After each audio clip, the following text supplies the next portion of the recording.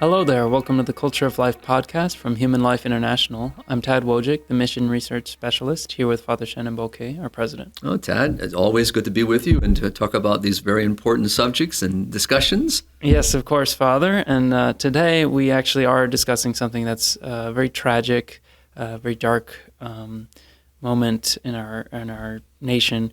So we want to warn our viewers ahead of time that there will be we're not going to get into gritty details because it's not our purpose here to discuss news so much, but there are disturbing subjects that we're going to be discussing, right? So just a fair warning for our listeners and viewers. And that is because we're discussing the recent events in Uvalde, Texas, which you wrote about, Father.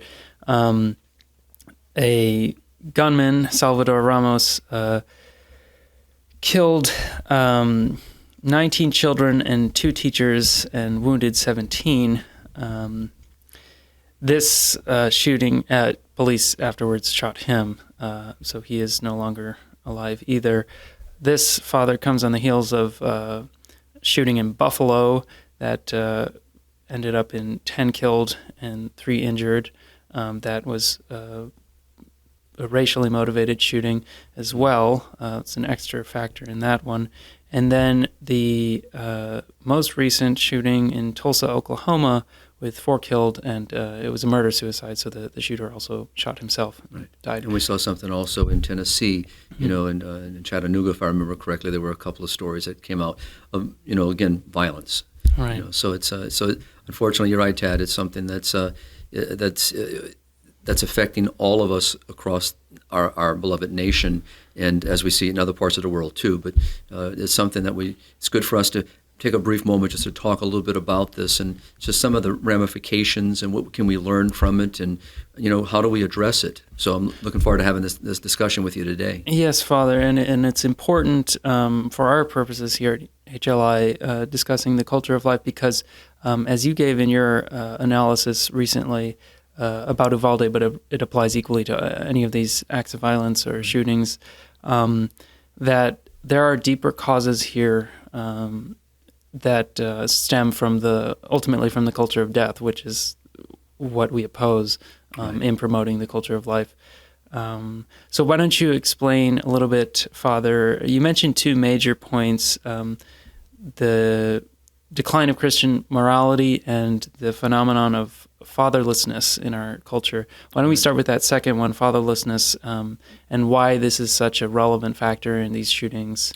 Well, as we look at the situation, particularly like with Salvador Ramos, we have many examples where those who have committed acts of violence, not in every situation, but in many of them, we see where they're coming from a very broken home environment, a lack of a father in the home, a lack of stability in the home, maybe difficulties even with not being raised by their own biological mother, biological father, grandparents, maybe raising some of the children, or not in a family situation.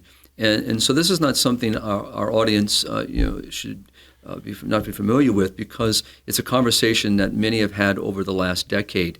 As we've seen this within the African community, within the Hispanic community, we see this very strongly, and these are issues that are being raised by many people, looking and saying, how do we deal with not only the reality of broken homes and how children are being raised in these broken environments and wounded environments, but what are the consequences? Not only to the individual, to the family, of course, primary we should be looking at, but also how does that reflect out into society? How does it affect the culture? And so I just raised it in the article, again, just to have people be willing to look, to read, to look at this and realize that, not every situation of a fatherless situation ends in an act of violence. Not saying that at all, but I'm saying in that there are many occasions where it is. And so it really should cause us to pause and to ask very hardcore questions, how do we address it? Because the situations that we're seeing, are still there. The fundamental underpinnings are still there. The wounded family, the broken family, the lack of a father in the home that provides stability, direction, and both to men and to women being raised in the home environment. And so I think it's very important, that we address it. And really, that helps us then move the conversation, because as we've talked about in our podcast before, Tad, that, the fundamental cell, upon which society is built is the family. And so this is a marriage between a man and a woman, who welcomes human life and takes the responsibility of forming and educating their children, not only for us as Catholics in the ways of the faith, but, also how to live, out that faith, in daily life, or if they are being raised in a Jewish family, or, in a non-Catholic family. The family is the fundamental cell where moral values, where virtue is taught, where kids learn right from wrong. They learn what is good from what is not good, and how to live in a society and to function in a society, but also how to contribute in a society. And we have so many sociological, data out there that has talked about this. And it's so for us to address the issue, we need to peel back and see, how do we address it through the family? To see the family as Catholics and as Christians, as our Heavenly Lord has created this wonderful institution, this precious gift of marriage, of family, and how by establishing that institution, then we can see how society can be built upon it. And so that's why I raised it. So I think it's always worthy to come back to that, even though we may repeat it so often in our podcast. But it is a very much a value to keep in front of people, and to realize, never use myself as an ideal by any means, because we all come from families where that have their wounds and their beauty. And so, but the fortunate for myself, being raised within a very large family unit, and what I mean by that is not just an intact family, my father, my mother, and my siblings, but also the extended family now, the grandparents and the aunts and the uncles and the cousins and godparents, and how that family structure influenced me. But then I can stretch that family unit. I would consider my home parish of St. Anne, the parish priest, my religion teachers. Everyone played a part in my formation. And what I mean by formation here is not just in catechesis, but also my formation is, how to be a contributing member of society, and what is morally right, what is morally wrong, how to act in given situations. This came from many people, supporting that family structure. And what I'm addressing in the column is much of that has deteriorated. In some cases, it has vanished. And so the issue of morality, for example, today in our culture, sadly in the West, basically if it feels good, do it. That's the morality of the day. And basically there's no objective truth. And, of course, we hear arguments say, well, you Catholics shouldn't be imposing your values and so forth. We hear all the rhetoric that's out there, but there is an objective truth. And when we reject that truth, and how, especially from the moral principle, like the dignity of human life, the repercussions affect all of us. It's not just an individual that's impacted. So the situation that happened in Uvalde is something that affected all of us. Not, obviously the families who lost their children, and husbands and wives, husbands particularly who lost their wives and lost their mothers. The community there itself directly impacted. But all of us, and I think that's why so much of the conversation has been elevated in our country, because of that event, and what we saw in Tulsa and Buffalo, in Chattanooga and many other places. It's making people question, and what I'm trying to do is not so much get into the political agenda that is out there, and people who are trying to politicize the situation and trying to take extremes or ideological positions. I raised the question about the family, because when you look at Ramos's family situation, it's horrific. It's sad. It doesn't justify anything this young man did. He did this of his own free will, and he caused great harm, and he committed a great evil. And so it's do not want to diminish that at all. But I look at the situation. A broken home. His mother herself struggled, with drug addiction. We understand from what I've seen in the writings. He was falling away out of school. He was living with his grandmother. His father was not with the family. And, and I understand from things I've read that he was very much an isolationist, very much to himself. When he was home, he would stay in his room, I understand playing, video games or, these various war games or just these, on the internet world, so it's hard for me to explain those videos, but just the idea that, very much alone. And from what I understand, that obviously this is not healthy for anyone, and what a mess. And it's just sad, and he's one among many in our country today, and sometimes these individuals sadly react and respond, and this is one of them where he took whatever the situation was and brought it into this environment in the school, and they understand from others that I've read in articles and comments, and basically just earbuds on, walked into the school and just kind of acting out this violence, and so. And many in our culture talk about the violence on video games, the violence in these new games that are out there, and the violence in movies, and the culture. And this is impacting all of us, and it changes our way of thinking and our way of approach. And we need to really press the pause button. And these are not goods, that we should be elevating, and they do impact, especially young minds, formative minds, or those that are struggling in family situations. So for me, when I came, to really working on the column and developing it, I kept moving, to the question for myself is, so what is our response? How can we address these issues? So I'm looking forward to talking about that a little bit with you, Ted. So I hope that helps a little bit, about what I was addressing.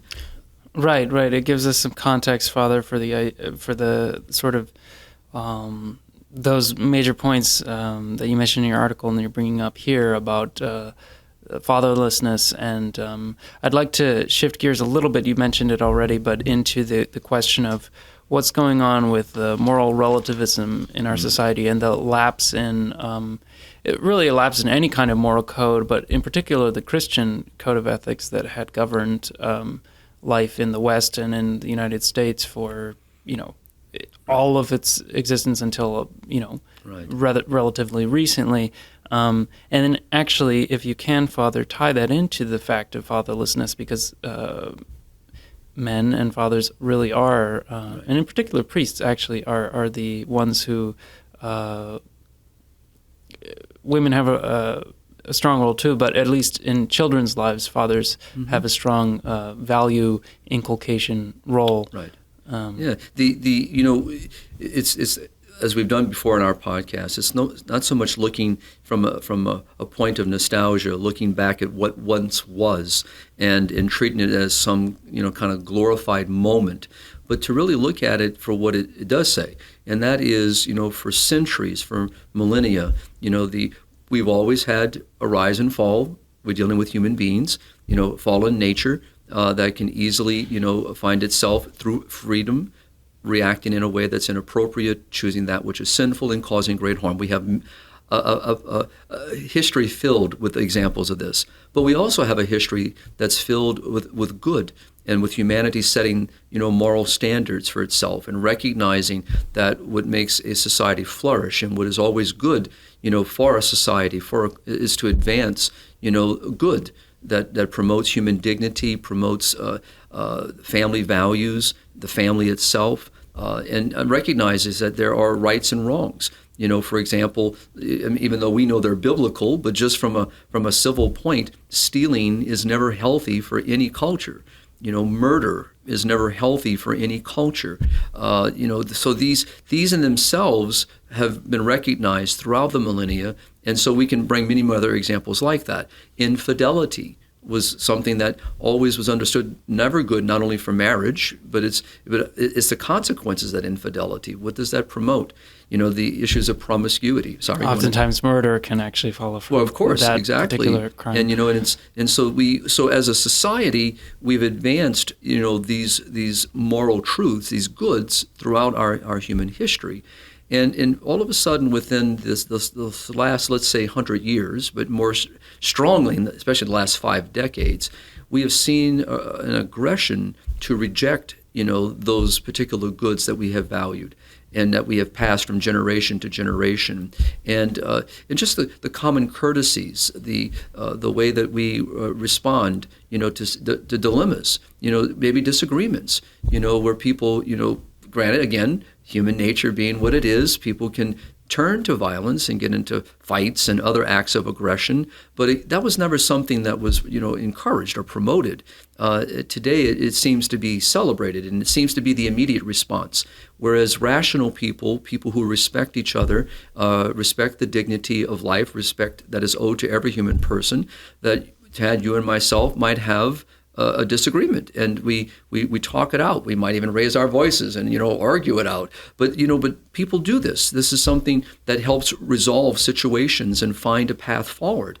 But today that seems that is not the way people handle their dilemmas, their difficulties, their disagreements, and it seems that we part of it, which is why I address it, is it comes back to the way that I approach human persons.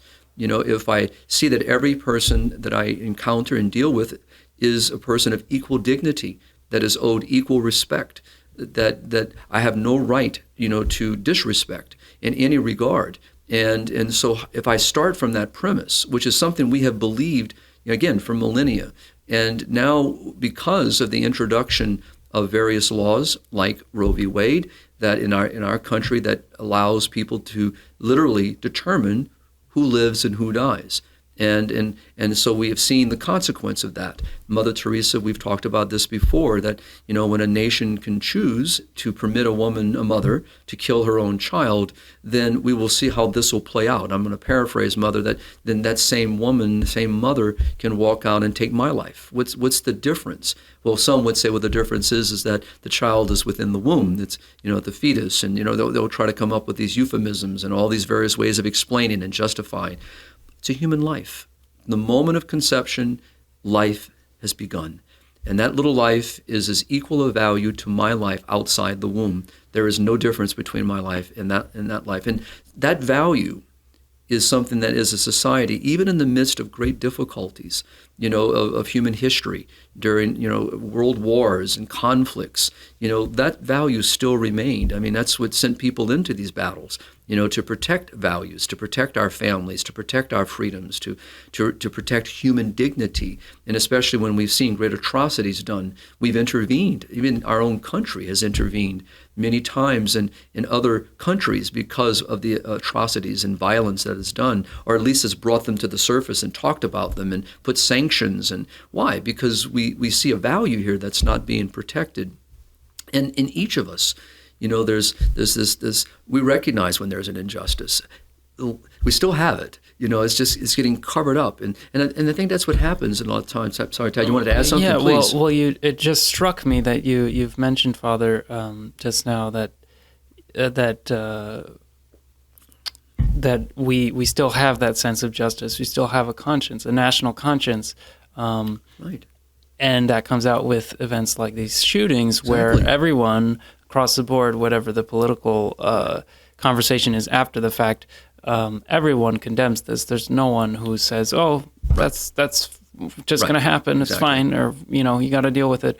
Exactly. No one says that, of course. And but it's interesting, Father. You're talking about things like Roe v. Wade and these other things which have systematically degraded our moral sense. It's not just laws, it's everything in the culture. It's like you mentioned, video games, movies.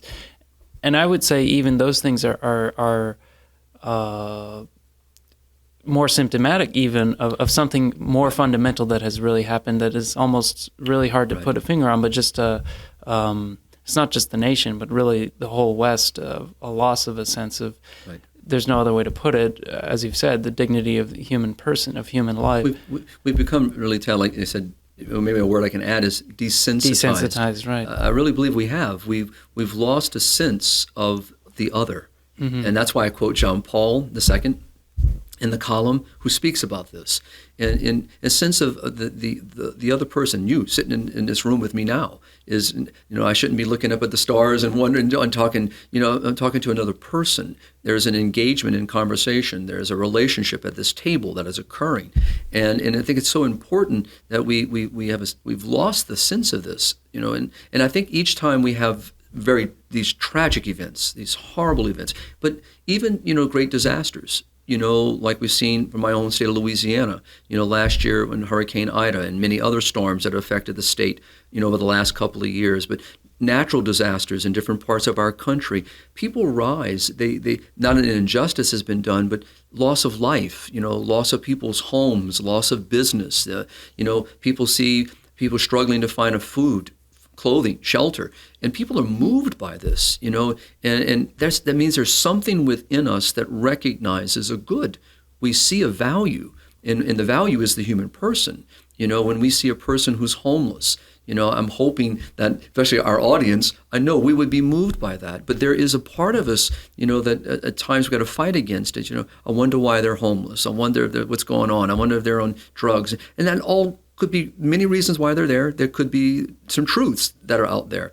But this is still a human being. And I remember one of the late chaplains here of Human Life International, Father Frank Papa, every time we would go out and, to either run an errand or maybe grab something to eat, and he would see someone, a transient, and I would watch him make the sign of the cross. He would bless them.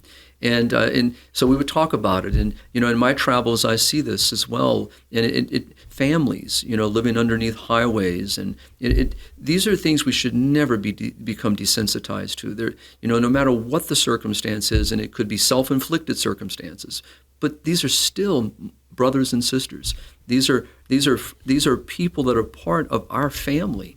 And this is why when we look at the children here in the situation we're talking about, 19 children lost their life that day. 2 teachers, two mothers, two wives, two wonderful ladies who gave themselves, and understand from some of the imagery, and I've seen some of the pictures and some of the video, and what I've seen is trying to protect those children. And so there's a value, even in the midst of that great tragedy. How many stories could we say from, conflicts between humanity, where we hear stories of people throw themselves on top of a grenade, to protect others. There's just something in us that recognizes, and I hope we're never going to lose it, because people like good people are always going to keep it. And there's always going to be someone out there to prick that conscience. Mother Teresa of Calcutta is a good example that, many people would know, both as Catholics and non-Catholics. There's a litany of people like that out there that are always pricking the conscience of our culture, helping us to remember that any act of discrimination is wrong. An act of violence against the innocent, wrong. An act of violence that disrespects another human being's dignity, wrong. Recently, we've been hearing stories out of nursing homes and, assisted living care facilities where our elderly and our sick are being, their dignity is being violated because they're not being cared for. These stories all make the headlines. Some because people are looking, to the media for the hype, but underneath it, there still is something in us that recognizes this injustice. And we've lost it with the unborn. I'm going to say lost completely. Obviously, we're here, and many people are fighting the good fight. And there are many people in our country and around the world who recognize this injustice and are doing everything they can.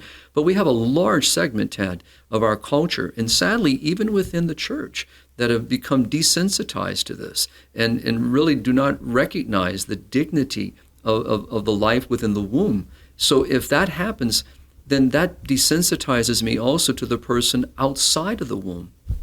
And that's why this is something we can talk about in a general way by looking at the situation, the tragic and horrific situation that we're talking about in Uvalde, Buffalo, and other places. Even in Nigeria recently, there was a great tragedy that occurred during Mass on Pentecost, where people came in and just opened fire. And right now, the numbers are under 100 people that I know of, or at least articles that have lost their life that day. and scarred. I mean, think of the children in Uvalde that survived. Not only in the classroom, but the rest of the school, the teachers, the community.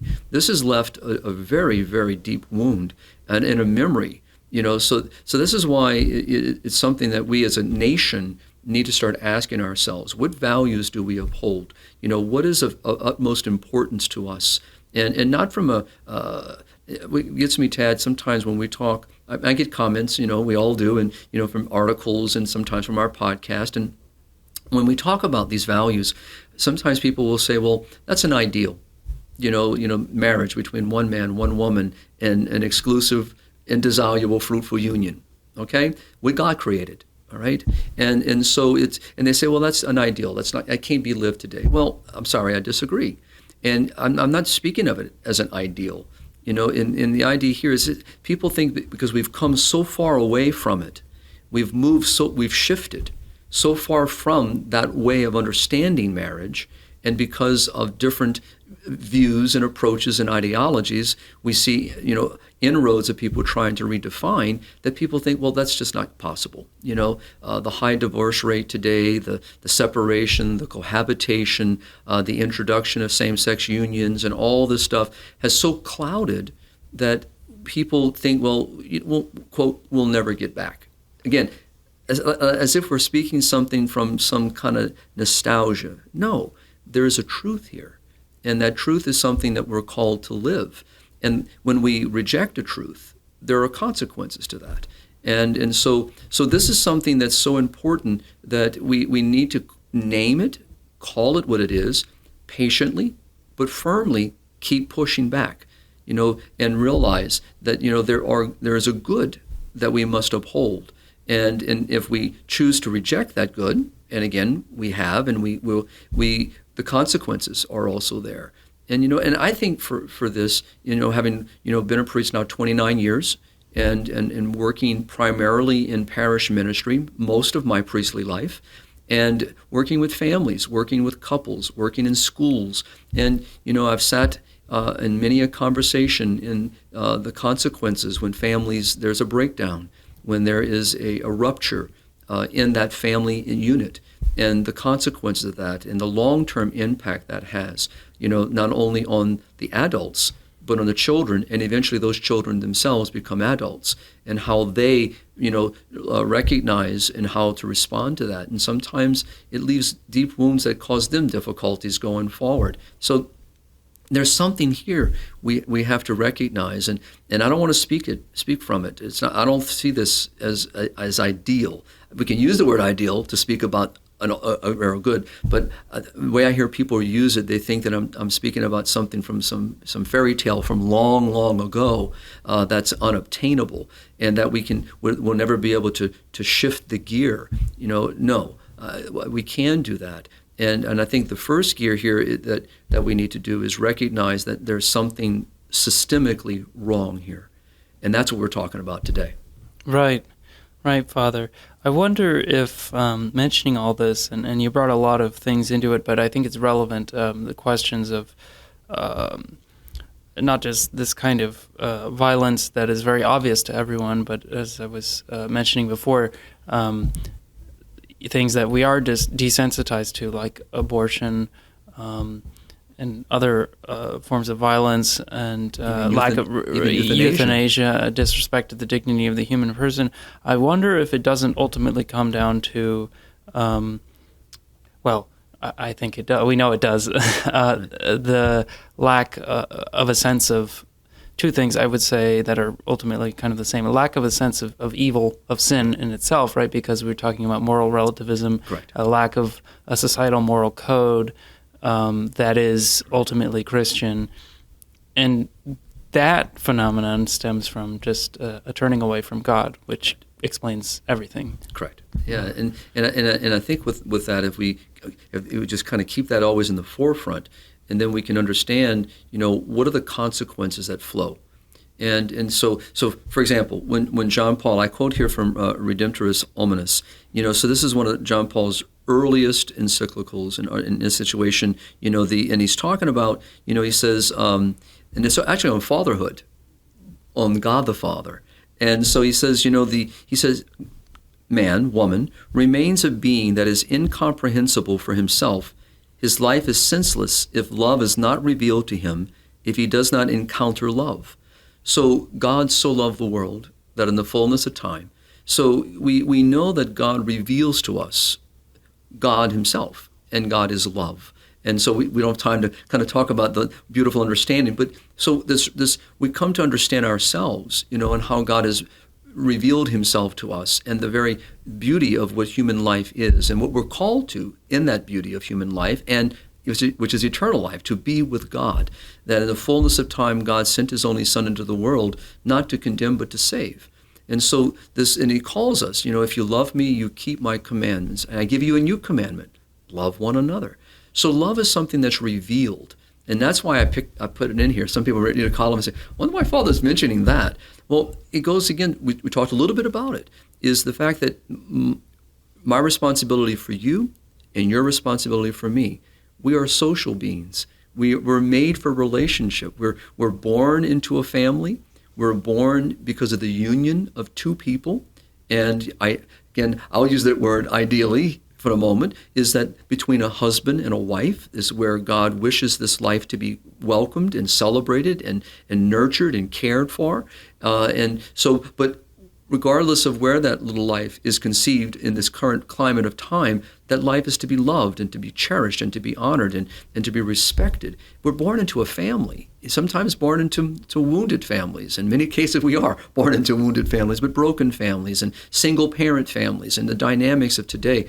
But we're made for community. As I mentioned earlier, I wasn't raised by just two people. I was raised by a community, and we've lost that. And that's what makes this today so important, is to kind of picture, that the how do we see ourselves? How do we relate to each other? And let's be very honest, from what limited knowledge I have, or I speak for myself, of Mr. Ramos, this young boy, 18-year-old young man, that caused this great, horrible act, who and took the lives of 21 people, all right, including eventually his own life. He didn't take it, but he put himself in a situation where his life had no value either, and so his life is lost.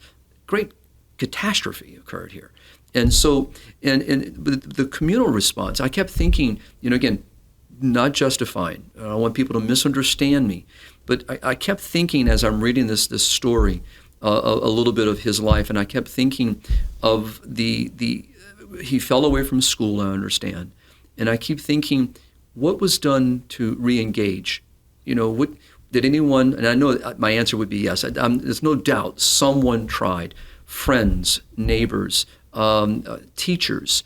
There had to be good people trying who saw a troubled child. This was not a troubled moment. This is a troubled child. A history of difficulty. The reach out. The communal responsibility. And I know it was there. But was it there enough? And I'm not blaming anyone, because this young man made his own decision. But I keep thinking, as I read these issues and I look at them, and that's where again, not placing myself on any pedestal, but so grateful for being able to be fortunate to have those structures available to me, and to know that that those structures have given shape to my understanding of myself, my understanding of my neighbor, what it means to love a neighbor, what it means to care for another human being, what it means to respect another person, what it means to respect other people's property, what it means and how I deal with conflict. All that was shaped, by the very individuals that were responsible for my formation and my education. And so here again, I use that John Paul because so many people don't understand what this command of love really means. And this is the moment, because some people are making, and again, not going to get into the political debates and discussions, but I hear very, very, very few people, other than in our own circles, of those that are promoting family values and promoting the family, looking at moral stability within our culture. Those that are in the authority positions and the leadership positions are not addressing some fundamental issues. And that is, again, the importance of the family, the importance of marriage, the stability of an intact family, the impact of that intact family, but also the communal responsibility, for each other. And how can we avoid, when we see a situation, for example, like this, before this event unfolded, the people that we're dealing with, with someone like Salvador Ramos, what was the response of the community there? I don't know the answer. I'm just asking a question, because when we turn it around, John Paul raised this same question on the issue of abortion, on the issue of euthanasia. So as we've talked about many times in our podcast, Tad, is what is my responsibility to my sister who is in a situation of difficulty with a child? Is abortion ever an answer? No, it's never an answer. Should never be an answer. What should be the answer is, what can I do to help? How can I step into here? What can I provide? What is my responsibility toward my neighbor? And my neighbor is both the mother and the child. How do I reach out? In euthanasia, John Paul talked about this in Evangelium Vitae, that basically we just put to death the person because we don't want to be bothered by the responsibility of caring for that individual who might be sick or might have a lifetime of illness and a responsibility of care. And we use all the various things. We don't want them to suffer. But really, like John Paul would say, whose suffering are we more worried about? Our own. We don't want to suffer. We don't want to be inconvenienced. And I would say in this situation, again, I don't know all the particulars, but just using this as a moment to talk, this is a chance for us. There are many great, great people who have intervened in these situations in our communities. I have a litany of groups that work with young men who have no fathers in their home, young women who have lost a sibling or no father in the home or no mother or maybe have been abandoned. There are great people out there recognizing the importance of stepping in, providing a stable home, providing, when you think of adoptive parents who have welcomed children into their home because of the circumstances they didn't have. Again, this is people stepping forward, and this is where we need to be. I would love to see that conversation also had in the middle of the debate over the various other issues that this raises. But underneath it is, again, where is the community? And go back to what you said, Tad. Obviously, the morality, a moral community.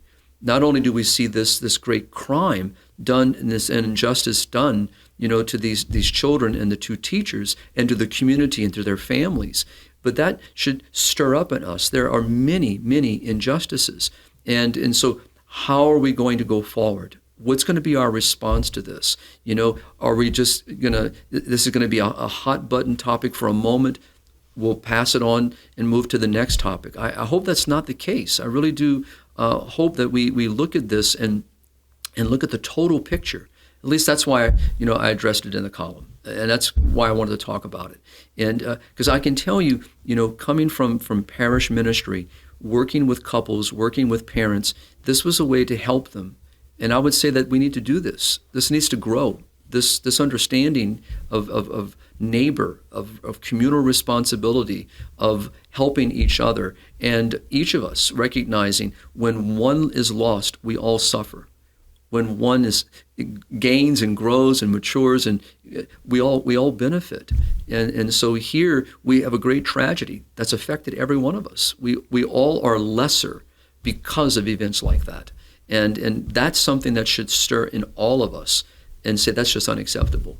And people can try the issue of the guns, they can do with the issue of other acts of violence, but we need to have a conversation, of moral truth, and that the dignity of human life, and how we as a community want to be identified. And I think what's upset people is if you scratch it a little deeper, is it's a mar on all of us. We look at this and this is not how Americans should be acting. It's something within us as an American citizen that says we're supposed to be, this is just not something that's good for us as a nation. So there's something in there, but I find that what people have become unable to think it through and then say, okay, how can we resolve this now? So that's just some little thoughts, Tad. Absolutely, Father. I really think it's important, the points you're raising in just about everything related to the moral sense of our society and the way that our families have really suffered, and the fact that people can unfortunately have descended into such climate of personal isolation, likely mental illness, I don't know, but certainly the environment that we believe Mr. Ramos was in was not conducive to it, and just familial strife or discord or just absence of a father figure. Well, also, you mentioned, Tab, if I may just a few seconds, Sure. just say, because I didn't mention it, but the idea that when there's a loss of accountability, a loss that my behavior is wrong. What's happened today because of moral relativism, basically, who are you to tell me that what I did was wrong? And so, or what's right from wrong, and so we've lost a sense. But this is again, that there's something that again, being brought up in a structure, within a value structure, a moral system of right and wrong. It was that I didn't go to your home and steal something from you, and if I did do something that was disrespectful, then I was held accountable for it.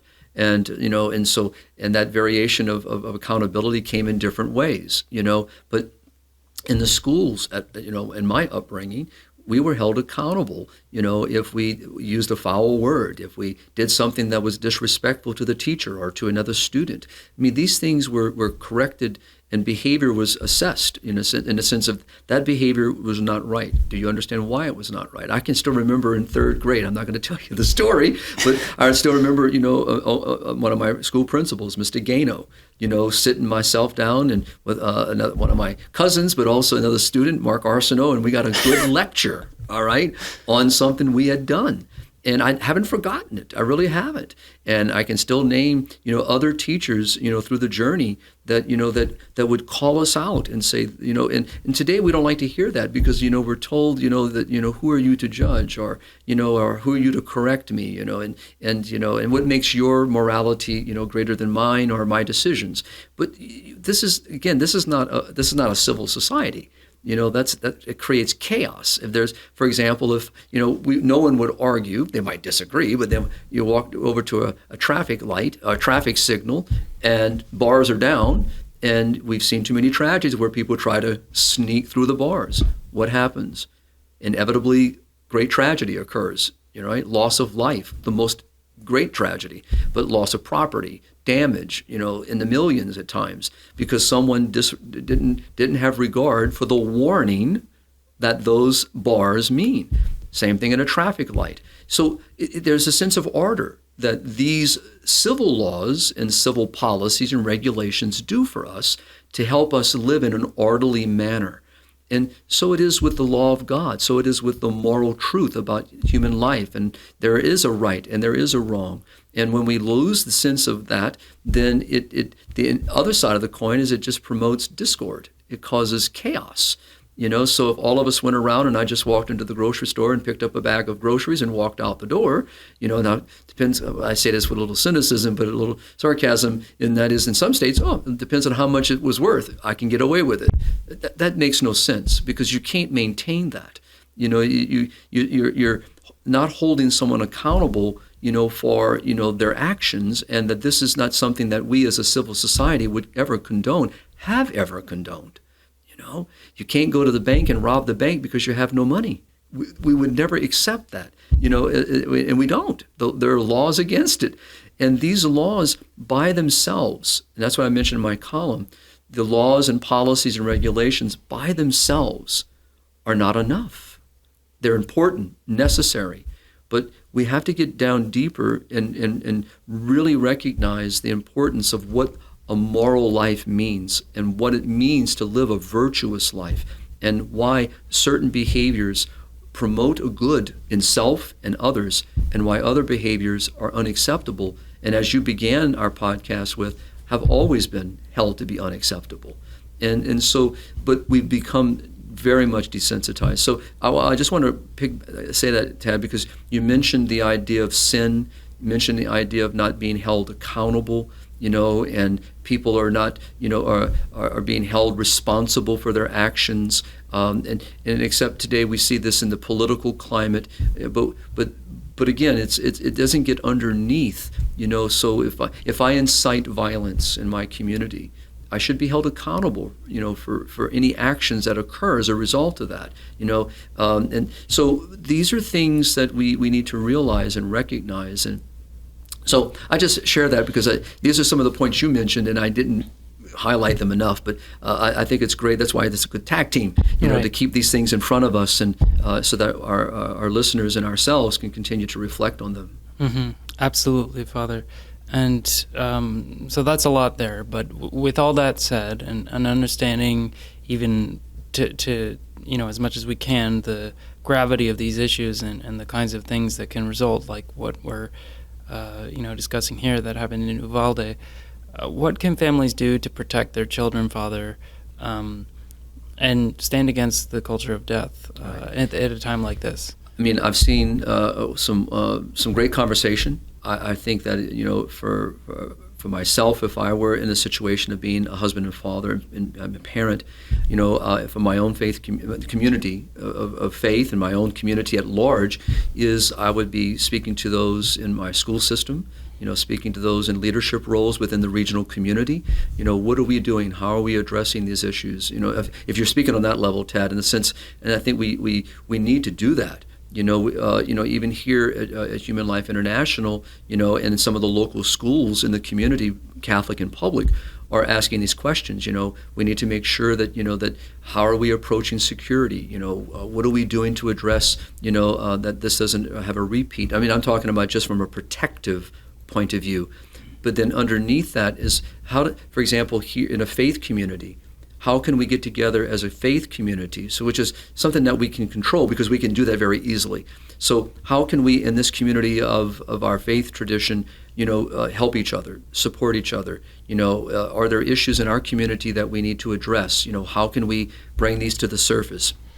There could be situations where we might know of children in our school systems that are struggling, not just from grades, but we can tell that there's other things that are affecting their grades. It could be things going on at home. We're afraid today, because of privacy and autonomy, to address these things. But we have to find a balance, because if we recognize a student that is struggling, how can we help that student? What can we do? Obviously we know legally if a child came to us, and reported that they've been assaulted or something has been done to them that's inappropriate, we would address that very, very quickly, and rightfully so. But when we don't have that, no one's come to us, and how do we observe? If you have a student that's struggling, if we sat down and talked to them, high school, college, I mean, we can't be islands. At the same time, I can't impose myself. I shouldn't, that's not what we're suggesting. So I would say as a community, as families, we need to link with each other. We need to be connected. We need to build support within our families, within our community. We need to help each other. We need to be mindful of our neighbor and not, build big tall fences, that isolate us from one another because of, I don't want to, it's none of my business. And, We've allowed the narrative of our secular culture, to mandate and to govern how we live our lives. And, that, I think, is a great change. And we can do that within our faith communities, hopefully much more easily, because we're already connected in the worship of God. We're gathered together on Sundays, and not just Catholics. I mean, our Christian brothers and sisters who gather on the various days of the week in their communal celebrations and opportunities of worship and praise, and then our Jewish brothers and sisters who gather on their feasts and celebrations, and but people at large. An example that we've said this before, and I know I'm getting a little long-winded, Tad, as normal, but one of my grandfathers used to go to the local bank, not because he was going to make a deposit sometimes or a withdrawal sometimes. He went there to get a cup of coffee and talk to everyone who came in the front door. And now today, you couldn't put a lounge chair. They wouldn't allow you to do it. But, in those days, which I still I have great memories of. You sat down and you visited, on the little stoop outside, or maybe on the bumper of your truck or your car, and hey, Frank, how you doing? How's your mom? Tell me how it's going on. We've lost a sense of together, and that's what's important here, and that promotes a value, and it promotes a behavior and an approach to each other. Some people maybe do it because they're a little nosy, but most of the time it's just, how are you doing? And I think that's been lost. I mean, I see it in my travels.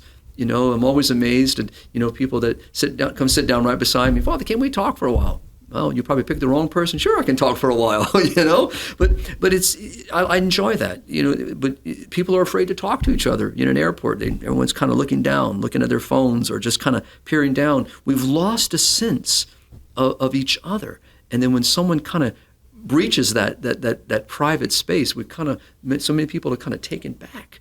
And so in a way, that we can do within our families. I think parents need to teach their children, to recognize what it means to be a community, what it means to be part of a community.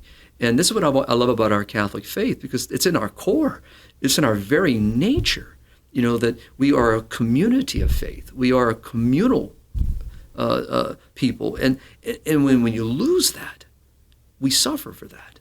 And I think parents need to work on that within their family, and maybe pull that iPad and phones and technology away every once in a while, and make sure that we're talking what's going on, and to do the same thing with our neighbors. So it's a long answer, Tad, to that, but heavily I would encourage people to get involved in their local community, to get to know who are their representatives in their school boards, who are the representatives in their local government, who are the various council people, their state level. Get involved. Ask, what are we doing to address the issues?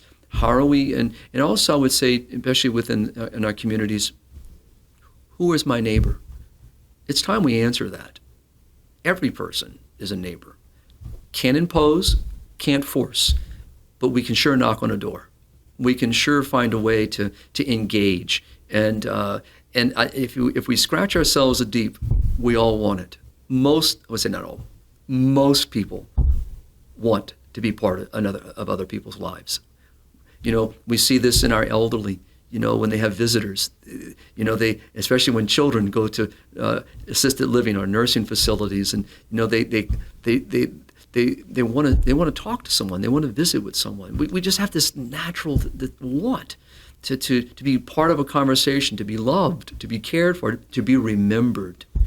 And what's so sad is to end, for myself, and I can't help but come back to the tragedy that we started with, in a sense particularly of talking about Uvalde, is I cannot think of the lives that have been impacted, the lives that have been lost, the families that are now dealing with this, the memories of the children, the fear, the concern for safety, the memories of parents.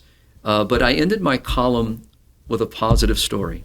So, Tad, I don't know if you want to kind of pick that up and then I'll kick it back my way after, or you want to maybe make reference to it. Sure. Well, I think you you are bringing up the story of, I believe it was Ellie Garcia, right? As one of the, tragically, one of the victims of Ramos, but she had very recently made a little video. She was a Christian. Her family was raising her, it was a Christian family raising her to love the Lord. Right. And she had made a video that was just a tiny little evangelistic video. I mean, it is Texas, so it's more likely that these kinds of things, still happen around there. But it was a nice. It was, and she's talking about life. Example, from a young girl who's obviously her mom and dad had, and her family had a very large influence. And I was touched by the story. I think it's a very beautiful story.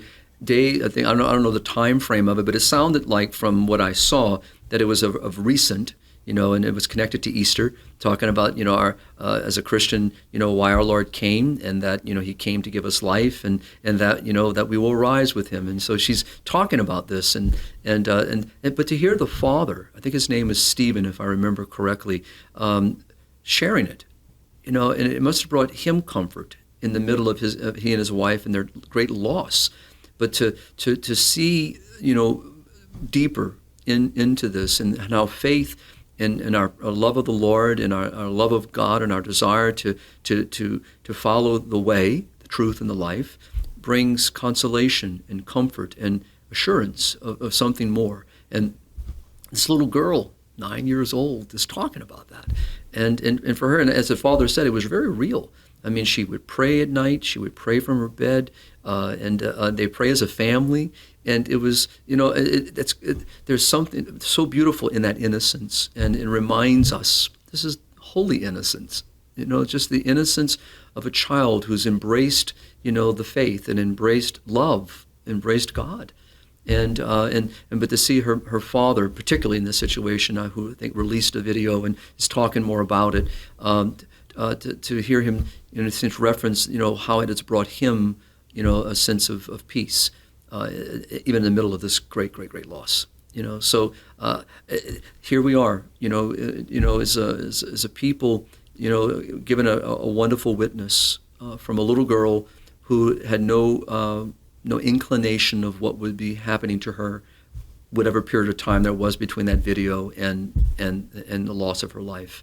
And so I think it's a reminder to parents the value, that we pass on to our children. And so here's an example. Yeah, absolutely, Father. And I think it's a nice positive note to end on here. Just so that we can remember to be conscious of all these issues. We've really come to a very dark place in our culture amidst all this, but we still have that nice light of faith in little innocence. Always. And with that in mind, Father, I guess the last thing to say is that we should just remember to pray for the victims, pray for the families, also to pray for the perpetrators, and for anyone who's in these situations in the future, to pray for that these sorts of tragedies would be averted. And if I may add, the way I ended also with that same call to prayer in my column is to pray for people like Ramos, that are out there, that are in such dark places, that somehow we pray for the courage to be able to help them, to pull them out, to save them from such a path, wherever we possibly can. So in other words, not to leave anyone in the dark, and to realize we can answer who is my neighbor, and we'll never know, if what was done, for this young man, and others will tell us. But if anything, we would want to learn from this, and step forward as a community and as a people who care for each other, and that we want to make sure that let's not have a repeat of this. Even though you've given other examples, we have to say enough. As I began my column, again, here we are. Again, here we are. Let's hope I don't have to use that word again. Absolutely, Father.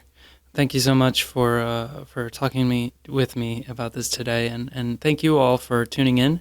If you're watching on YouTube, please be sure to like and subscribe, as well as turn on notifications. If you're listening to us on our audio platforms, Apple, Spotify, or any of the others, please follow us and share with your friends. Thank you so much once again. Keep on living the culture of life. God bless. Okay. Oof, that was an hour, but